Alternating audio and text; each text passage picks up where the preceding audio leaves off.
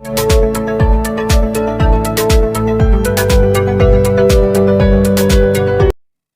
दोस्तों, स्वागत है आपके अपने चैनल एनसीईआरटी एजुकेशन लैब में। तो आज का टॉपिक है दोस्तों JAC model question paper 2021 class 10th के लिए दोस्तों, और सब्जेक्ट है मैथ और सेट 2 है दोस्तों। ये पार्ट 2 है दोस्तों, ये पार्ट 2 है। यदि आप अभी तक पार्ट 1 नहीं देखे हैं तो आपको डिस्क्रिप्शन में मिल जाएगा लिंक, आप वहां से देख सकते हैं। तो पार्ट 1 में हम लोग 1 से लेकर 10 तक के सभी क्वेश्चन को हल किए थे। अब हम आगे बढ़ते हैं। तो 11 क्वेश्चन है दोस्तों। मूल बिंदु का निर्देशांक है ए 00, बी 10, सी 01, डी 11। तो मूल बिंदु ऐसे होता है दोस्तों, एक्स डैश वाई डैश। तो मूल बिंदु इसे कहते हैं। तो मूल बिंदु का निर्देशांक 00 होता है दोस्तों। तो इसका ऑप्शन सही होगा ए 00। अब है दोस्तों प्रश्न संख्या 12। बिंदुओं -3, 4 और 7, 8 को मिलाने वाले रेखाखंड का मध्य बिंदु है। ऑप्शन ए है दोस्तों 3, 4, बी 2, 4, सी 3, 1, डी 2, 6। तो चलिए हम लोग इसे हल करके देखते हैं दोस्तों, इसका ऑप्शन कौन सही होगा। तो हम लोग को -3, 4 और 7, 8 के मिलाने वाले रेखा के मध्य बिंदु ओ मान लिए दोस्तों कि वो रेखाखंड ए भी है, समझने में आसान होगा दोस्तों। और मध्य बिंदु ओ है। ओ का निर्देशांक एक्स वाई का निर्देशांक ज्ञात करना है। तो एक्स बराबर सूत्र होता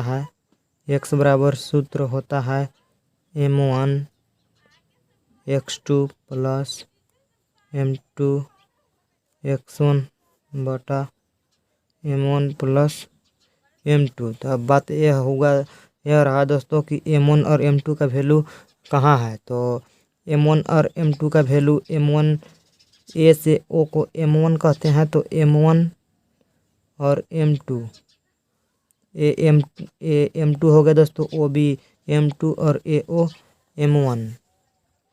तो प्रश्न में कहा है कि मध्य बिंदु ए बी के मध्य बिंदु ओ है। तो ए ओ बराबर ओ बी होगा दोस्तों, इसलिए m1 बराबर 1 मान लीजिए और m2 बराबर भी 1 मान लीजिए, क्योंकि m1 और m2 बराबर है, ए ओ और ओ बी बराबर है। तो अब इस पर हल कर दीजिए दोस्तों। तो x बराबर हो जाएगा m1 का वैल्यू 1 है इंटू x2 का वैल्यू 7 है, प्लस m2 का वैल्यू 1 है इंटू x1 का वैल्यू -3 है दोस्तों। इसके बाद है m1 प्लस m2। तो m1 का वैल्यू 1 प्लस m2 का वैल्यू 1 है। तो हो जाएगा दोस्तों 7 प्लस 3 -3 से 1 में गुना होगा तो -3 आएगा दोस्तों, और 1 होगा तो 2। इसके बाद हो जाएगा दोस्तों 7 प्लस -3 हो जाएगा 4 और बटा 2, 2 दूना का 4। तो x बराबर आ गया दोस्तों 2। अब y बराबर निकालना है दोस्तों। y बराबर सूत्र होता है m1 y2 plus m2 y1 बटा m1 प्लस m2। तो हो जाएगा दोस्तों m1 का वैल्यू 1 है इंटू y2 का वैल्यू यहाँ 8 है दोस्तों, 8 प्लस m2 का वैल्यू 1 है इंटू y1 का वैल्यू 4 है, बटा में है दोस्तों m1 प्लस m2 1 प्लस 1 बराबर 8 प्लस 4। 1 से गुना होगा दोस्तों, और 1 प्लस 1 2 हो जाएगा दोस्तों 8 और 4 12 बटा 2 चल जाएगा 6 बार में। तो y बराबर आ गया दोस्तों 6। तो क्या आया दोस्तों, x बराबर 2 और y बराबर 6। तो इसका सही आंसर होगा दोस्तों 2 और 6। तो हल करने पर आया दोस्तों 2 और 6, 2 और 6 आया। तो इसमें कौन सा ऑप्शन सही है? ए 3 5 है, बी 2 4 है, सी 3 1 है, डी 2 6। तो इसका सही आंसर हो जाएगा दोस्तों डी 2 6। अब है प्रश्न संख्या 13 दोस्तों। त्रिभुज ए बी सी एवं त्रिभुज डी ई एफ इस प्रकार है कि ए बी बटा डी ए बराबर बी सी बटा ए बी बराबर ए सी बटा डी एफ एवं कोण ए बराबर 40 डिग्री और बी बराबर 80 डिग्री। तो कोण एफ की माप है। ऑप्शन ए है दोस्तों 30 डिग्री, बी है 45 डिग्री, सी है 60 डिग्री, डी है 40 डिग्री। चलिए इसको हल करके देखते हैं दोस्तों। तो पहले दिया है दोस्तों त्रिभुज ए बी सी तथा त्रिभुज डी ई एफ में ए बी बटा डी बराबर ए बी बटा डी ई बराबर बी सी बटा सी एफ, बी सी बटा ई एफ, बी सी बटा ई एफ है दोस्तों। फिर ए सी बटा डी एफ है, ए सी बटा डी एफ। तो त्रिभुज ए बी सी समरूप त्रिभुज डी ई एफ होगा। क्यों होगा दोस्तों? तो यहाँ लिखना होगा क्योंकि दो त्रिभुज के संगत भुजाओं का अनुपात बराबर। तो क्यों होगा दोस्तों? क्योंकि दो त्रिभुज के संगत भुजाओं का अनुपात बराबर है तो वे समरूप त्रिभुज होते हैं। तो समरूप त्रिभुज के संगत कोण बराबर होते हैं दोस्तों। तो कोण ए बराबर कोण डी होगा दोस्तों। तो यहाँ लिख दीजिए कोण ए बराबर कोण डी और कोण बी बराबर सी होगा दोस्तों। कोण बी बराबर कोण सी होगा और कोण सी बराबर कोण एफ होगा। कोण सी बराबर कोण एफ। तो कोण ए का मान दिया है दोस्तों 40 डिग्री। तो कोण ए बराबर 40 डिग्री। तो कोण डी भी 40 डिग्री हो जाए दोस्तों। और कोण बी का मान 80 डिग्री है तो ई भी 80 डिग्री होगा।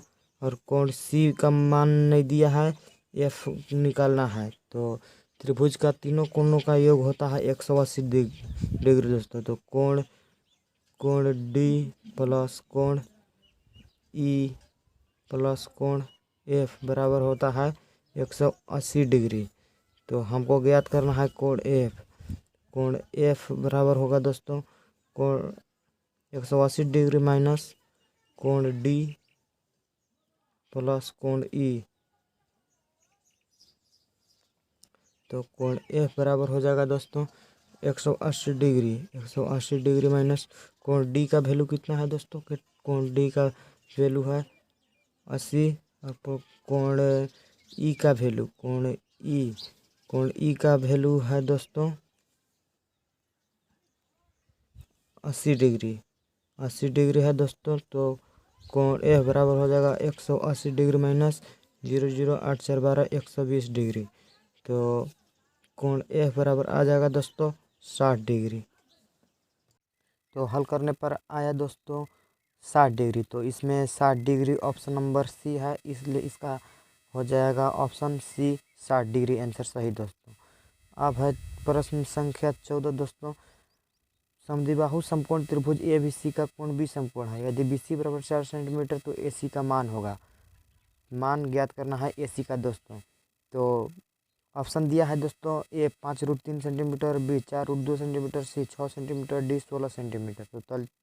तो चलिए इसको हल करके देखते हैं। तो दिया है दोस्तों त्रिभुज ए बी सी जिसमें कोण बी समकोण है, यानी कि कोण 90 डिग्री का कोण बी 90 डिग्री का कोण है। और ए बी बराबर बी सी दिया है, ए बी बराबर बी सी दिया है और बी सी बराबर 4 सेंटीमीटर दिया है 4 सेंटीमीटर। तो ए बी बराबर भी 4 सेंटीमीटर होगा दोस्तों क्योंकि ए बी और बी सी बराबर है। तो कोण भुजा ए सी यानी कि कर्ण हमको निकालना है। तो पाइथागोरस प्रमेय होता है दोस्तों ए सी स्क्वायर, कर्ण का स्क्वायर बराबर आधार का स्क्वायर प्लस हो गया ए सी स्क्वायर बराबर ए बी स्क्वायर होता है दोस्तों। A B square plus B C square. कर्ण का स्क्वायर बराबर आधार का स्क्वायर प्लस में होता है दोस्तों लंब का स्क्वायर। तो ए सी स्क्वायर बराबर हो जाएगा A B square. A B हमारा 4 सेंटीमीटर है दोस्तों, 4 का स्क्वायर प्लस बी सी 4 का स्क्वायर, 4 का स्क्वायर। तो ए सी स्क्वायर हो जाएगा दोस्तों 4, 4 का स्क्वायर करेंगे तो 16 आएगा, प्लस 4 का स्क्वायर करेंगे तो 16 आएगा। तो ए सी स्क्वायर बराबर हो जाएगा दोस्तों 32, और ए सी बराबर हो जाएगा दोस्तों √32। तो अब होगा दोस्तों ए सी बराबर 2 गुना 2 दूना का 4, 2 चौको 8, 9 का 16, 9 के 32। 2 का वर्गमूल में 2 का पेयर लगता है दोस्तों, तो ए सी बराबर हो जाएगा 2 का। तो इसमें 2 गुना 2 बाहर निकल जाएगा और √2। तो ए सी बराबर हो जाएगा दोस्तों 2 दूना का 4, √2 सेंटीमीटर। तो हल करने पर आया दोस्तों 4√2 सेंटीमीटर। तो इसका आएगा ऑप्शन हो जाएगा दोस्तों ऑप्शन बी सही होगा 4√2 सेंटीमीटर। तो 15 क्वेश्चन है दोस्तों। वृत्त की सबसे बड़ी जीवा होती है ए चाप, बी चापकोण, सी व्यास, डी इनमें कोई नहीं। तो इसका सही आंसर होगा दोस्तों सी व्यास। 16 क्वेश्चन है। किसी वृत्त का व्यास 14 सेंटीमीटर तो उसकी परिधि होगी A 22 centimetre, B 7 centimetre, D 44 centimetre, D 25 centimetre. तो इसको चलिए हल करके देखते हैं। तो 16वां क्वेश्चन में दिया है डी बराबर 14 सेंटीमीटर, यानी कि व्यास बराबर 14 सेंटीमीटर और वृत्त की परिधि ज्ञात करना है। तो डी बराबर 14 सेंटीमीटर है, तो आर बराबर होगा यानी कि त्रिज्या त्रिज्या त्रिज्या आर बराबर होगा 14/2, 14/2, क्योंकि त्रिज्या डी का दुगना होता है और डी से आधा होता है त्रिज्या। तो आ जाएगा दोस्तों 7। तो आर बराबर 7 सेंटीमीटर। तो वृत्त की परिधि हम लोग से पूछ रहा है दोस्तों, वृत्त की परिधि। तो वृत्त की परिधि बराबर सूत्र होता है वृत्त की परिधि 2πr होता है दोस्तों, 2πr। तो 2 गुना पाई का मान होता है 22/7 और आर का वैल्यू है 7। 7 7 कट जाएगा दोस्तों। 22 गुना 2 करेंगे तो आएगा हमारे पास 44 सेंटीमीटर। तो इसको हल करने पर आया दोस्तों 44 सेंटीमीटर। तो इसमें है ऑप्शन सी 44 सेंटीमीटर, इसलिए इसका हो जाएगा ऑप्शन सी 44 सेंटीमीटर आंसर सही होगा। अब है 17 क्वेश्चन दोस्तों। 7 सेंटीमीटर वाले त्रिज्या वाले अर्धवृत्त का क्षेत्रफल है। ऑप्शन ए है दोस्तों 21 सेंटीमीटर, बी 77 सेंटीमीटर, सी 84 सेंटीमीटर, डी 154 सेंटीमीटर स्क्वायर। तो चलिए इसको हल करके देखते हैं दोस्तों। तो इसमें से आर बराबर 7 सेंटीमीटर यानी कि त्रिज्या बराबर 7 सेंटीमीटर दिया है दोस्तों, और अर्धवृत्त का क्षेत्रफल पूछ रहा है। तो अर्धवृत्त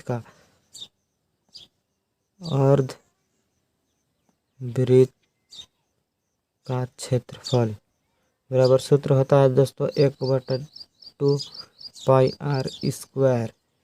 तो 1/2 होगा दोस्तों, और पाई का वैल्यू 22/7 इंटू आर का वैल्यू है दोस्तों 7। तो 7 गुना 7, 7 7 से कट जाएगा दोस्तों।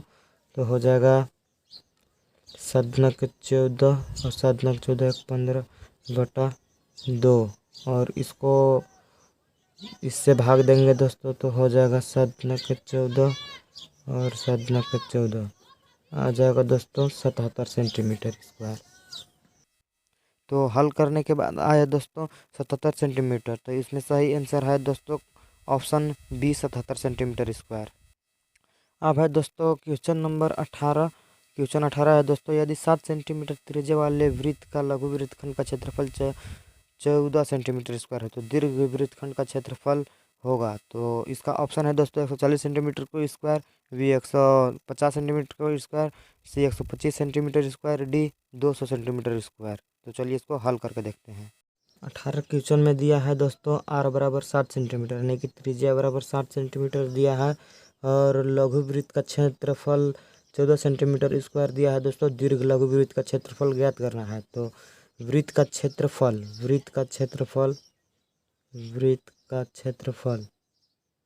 माइनस लघु वृत्त का क्षेत्रफल, लघु वृत्तखंड का क्षेत्रफल।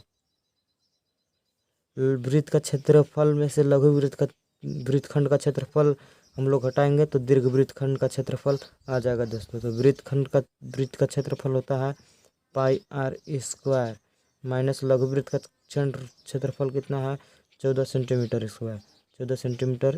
तो पाई का वैल्यू होता है दोस्तों 22/7 इंटू आर का स्क्वायर करना है, यानी कि 7 गुना 7 माइनस 14 सेंटीमीटर स्क्वायर। तो एक साथ कट जाएगा दोस्तों। 22 गुना 7 करेंगे तो आएगा 7 नक 14 और 7 नक 14 एक 15, 154 माइनस 14 सेंटीमीटर स्क्वायर। तो 154 में से 14 घटेगा तो आएगा दोस्तों 140 सेंटीमीटर स्क्वायर इसका आंसर हो जाएगा दोस्तों। तो इसको हल करने के बाद आया दोस्तों 140 सेंटीमीटर स्क्वायर। तो इसका ऑप्शन ए सही है, 140 सेंटीमीटर स्क्वायर। अब 19वां क्वेश्चन है दोस्तों 7 8 9 3 5 4 का बहुलक है। ऑप्शन ए है 7, बी 8, सी 9, डी 3। तो इसमें जो सबसे अधिक बार आया है दोस्तों उसको बहुलक कहते हैं। तो 7 2 बार आया है, 8 2 बार आया है, 9 3 बार आया है और 3 1 बार आया है। तो इसका सही आंसर होगा दोस्तों ऑप्शन नंबर सी 9 अधिक बार आया है। अब है दोस्तों प्रश्न संख्या 20। एक पासा फेंकने पर 5 पाने की प्रायिकता है। ए 1/3, बी 1/6, सी 2/3, डी 5/6। तो इसका सही आंसर होगा दोस्तों ऑप्शन बी 1/6, क्योंकि एक पासा को एक बार फेंकेंगे तो कोई एक ही संख्या आएगा। तो आने वाला संख्या का हो जाएगा दोस्तों 1 और कुल संख्या है पासा में 6, 1 से लेकर 6 तक होता है। तो इसका सही आंसर होगा दोस्तों बी 1/6।